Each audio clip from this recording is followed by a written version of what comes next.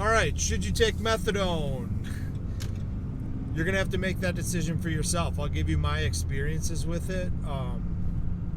Now, guys, usually when I'm talking about treatments and things that people have success with in sobriety, I like to think of them in like a good, better, best scenario. I don't like to completely just shit on things that might work for other people in their life. The goal here is to get sober, plain and simple. You know, like, you don't want to be on the streets fucking stealing shit, risking your fucking freedom just so you can get your drugs, risking your health. You know, you don't want to end up in jail or die. My experience with methadone, I did it one time. I was on it for about 7 months. You find a methadone clinic, and when I went into the methadone clinic, I had to meet with a therapist. And the therapist would ask me, you know, what was my drug of choice? What was I taking? How long have I been off for? Because they want to make sure that you're off the drug before they administer it to you. I told them that my last dosage was yesterday, so I don't think it really even mattered if I was off or not, because they still put me on methadone. And they did a drug test. And the key to the drug test is they want to make sure that you're not on any other drugs, specifically benzos. Mixing benzos with methadone could be lethal, so they want to make sure that you're not addicted to Xanax or taking Xanax with your methadone. And one thing that's good about the methadone clinic is that if you do test positive for benzos, they'll take you off the methadone immediately. Everything else that I have in experiences and opinions on methadone are all negative. But in that aspect, they're on top of their shit. So I meet with a therapist, figure out a dosage, and they started me at about 120 milligrams a day. And guys, when you get on methadone, you have to get it's not like a prescription where you can take home like Suboxone, where you can just take it every day. They'll give you like a 30-day supply. Methadone, you have to go to the clinic every single morning to get your dosage. And you'll go in there, this place specifically, I'd have to pull a number. Then they call your number, you go up there, they'll pour it, it's a liquid, they'll pour it into a little cup, your dosage, you take it, they'll make sure that you took it, and you're off for the week, or for the day.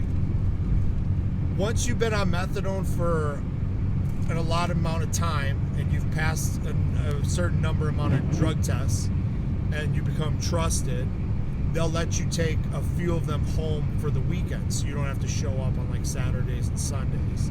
And you'll have to bring a lockbox with you, like legitimately a little box that you can lock up. They'll give you those dosages, you'll have to lock it in front of them, and then you can take it home with you. Now, I was on this for 6 or 7 months. I would get my dosage in the morning, and by the afternoon I was picking up heroin and still shooting. So it's not like Suboxone, where, you know, if you took your Suboxone dosage and you picked up drugs later that day, Suboxone, you're not going to feel the effects of them. It's just not going to work. It's an opioid blocker, also Suboxone. Methadone, you can still feel the effects of drugs. So I was still picking up heroin in the afternoon, and that started from literally the first week. They would drug test me once a week. Every single time I went in there, I failed a drug test for heroin.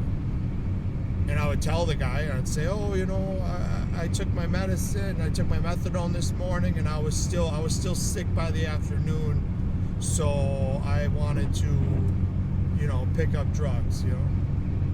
And their answer, week after week, this went on for months, was, okay, we're going to up your dosage until, you know, like you're not sick anymore in the afternoon. It went on, and I went to 140 milligrams, then 160, 180, 200, up. And it got to the point where my methadone dosage was so high that when I would take it, like hours later, I would just be nodding out and falling asleep everywhere. Like I could not stay awake. I would have to, before I went into the methadone clinic, I would have to eat something, like a lot of food, and get a lot of food in my stomach before I went in, or I would literally just be passing out all day long. So I would pick up bread and like jars of peanut butter. And this is all I did in my addiction at the time. Like I would just eat jars of peanut butter and eat bread. It was just like literally the most disgusting, fattest piece of shit on the planet. So I would eat like half a jar of peanut butter, couple like the loaves of bread that you have to like cut up. I'd eat like a couple of those before I went in, just to get food in my stomach before I took my dosage.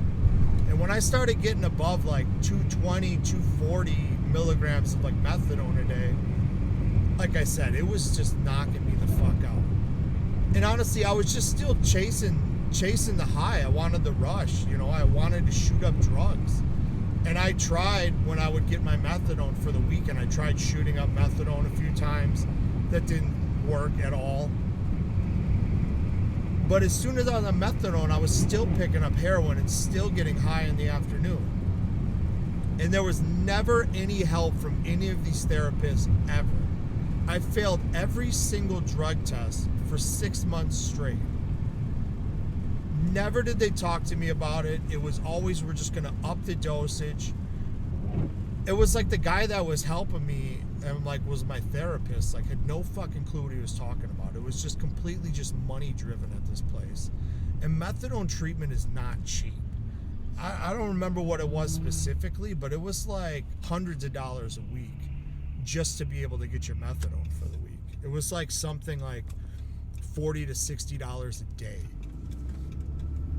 So I upped that all the way up to about 280 milligrams. So I was on 280 milligrams of methadone. At that time, I was in a size 44 pants. Now, guys, I'm normally like a size 34 waist. I'm usually like 190 to 200 pounds. From the beginning of methadone to the 6 months after I was on methadone, I put on about 90 pounds and about 10 inches on my waist. When I got locked up this last time, I was on methadone. I was on 280 milligrams of methadone for about 6 months, maybe a little bit more, and heroin in the afternoon. And it had gotten me so fat, and I wasn't even eating that much food.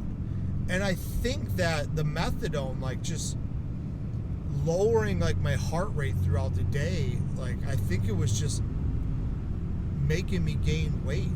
The withdrawals with methadone were kind of like, they psychologically really fucked me up, because I was coming off of heroin and methadone when I got locked up, and I had been in jail usually about 8 hours to 12 hours before I'd start getting sick, usually when I'd get arrested and start going through withdrawals.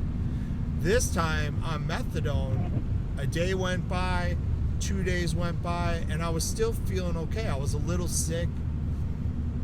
I started getting a little sick at like 3 days. And after 3 days, I went through withdrawal symptoms, body aches, vomiting, diarrhea. That was pretty subtle compared to like what I was usually used to, which was like full bore withdrawals after about 12 to 24 hours. After about 3 to 4 days, I started getting sick at 3 days. 4 days, it started to subside, and I was okay. I was feeling okay after like 5-6 days, and I was like super happy. I was like, what the fuck? I was like, man, I didn't even get sick. Like, this was easy. And a couple more days went by, and I was starting to feel okay. And it was about day 6 or 7 where it like really started to hit me. And I was like, what the fuck? Like, I thought something was wrong. I didn't even know what was happening, because I thought that I already came off the methadone a couple days ago, and I was like, oh, this is pretty mild. This was awesome. And at around day 6 or 7, I started to get aches, like bone aches that were 10 times worse than heroin withdrawals. Like, they hurt so bad inside my legs and my lower back.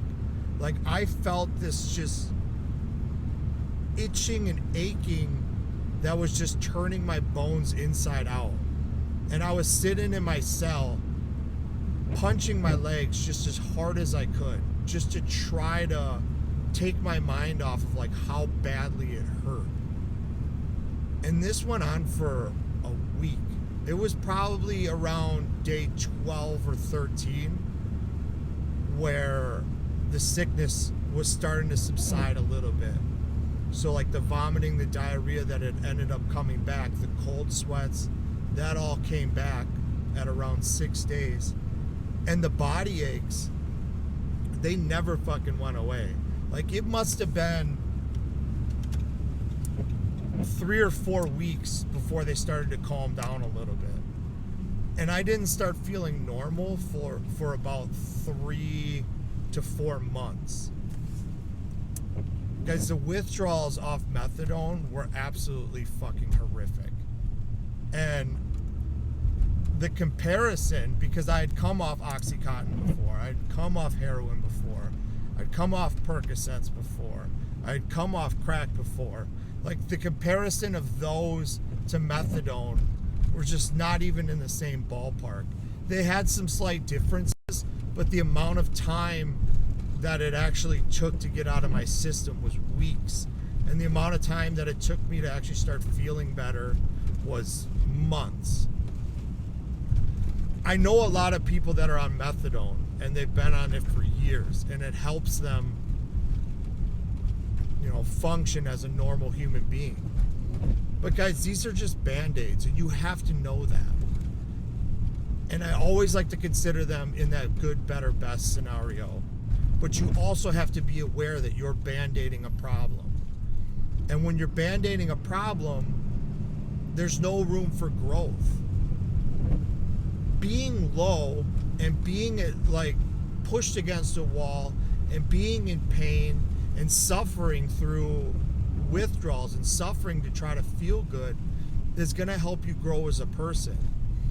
When you try to get off of drugs and you automatically hop onto a methadone or you hop onto a Suboxone, you're band-aiding the problem immediately, and you're immediately starting to feel better, and you're just moving on. You're not actually fixing the problem that may have persisted before that caused your addiction.